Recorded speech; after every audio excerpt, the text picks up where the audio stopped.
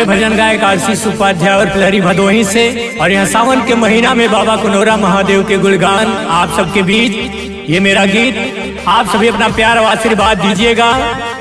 जय भोलेनाथ, हर हर महादेव।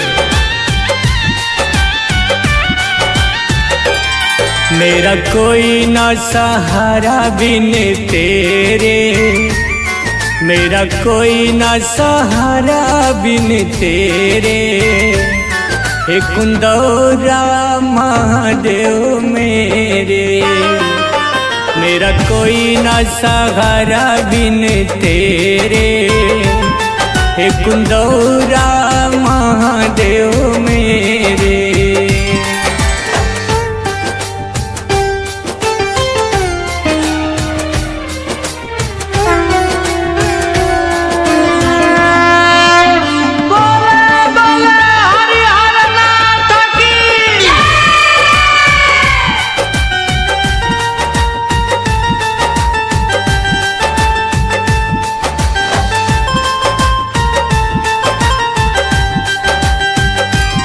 मेरा कोई ना सहारा बिन तेरे, मेरा कोई ना सहारा बिन तेरे।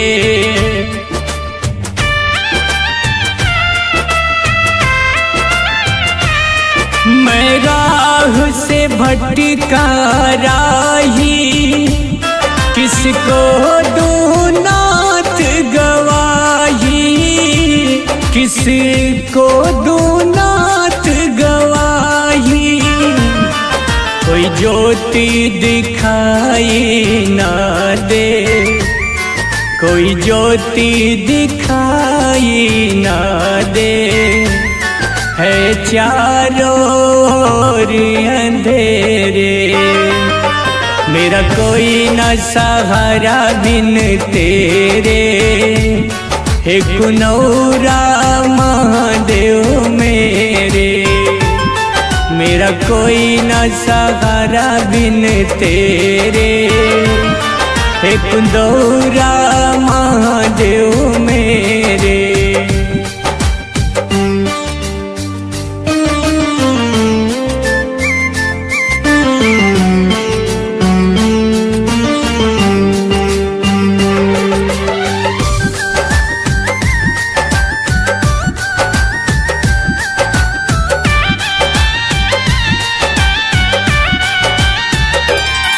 पढ़ते हो मन की भाषा, मेरी पूरी करो अभिलाषा।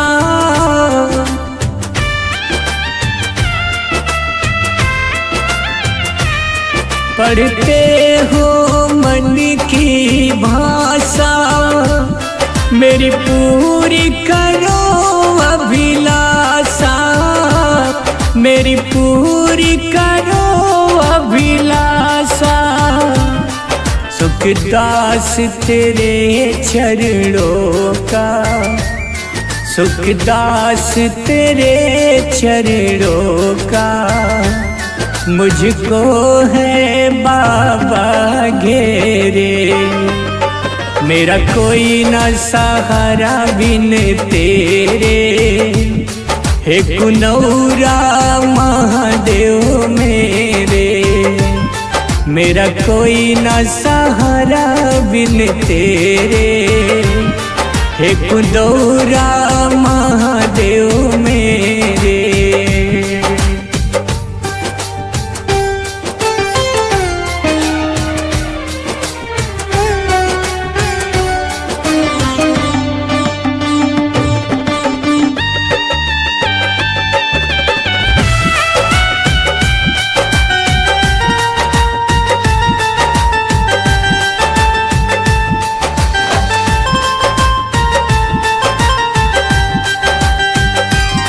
जिसे जग सारा ठुकराए, वहाँ अंत में बाबा धाम आए।